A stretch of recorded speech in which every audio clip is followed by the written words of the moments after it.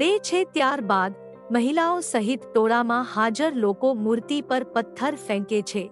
ઘટનાની માહિતી મુજબ પાટીદાર સમુદાયે ચોક પર બુધવારે સરદાર પટેલની મૂર્તિ સ્થાપિત કરી હતી।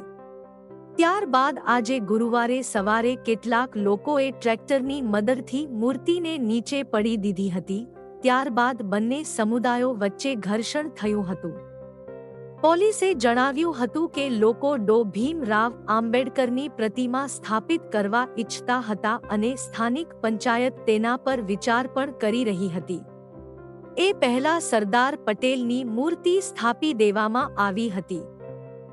દે છે ત્યારબાદ મહિલાઓ સહિત ટોળામાં હાજર લોકો મૂર્તિ પર પથ્થર ફેંકે છે।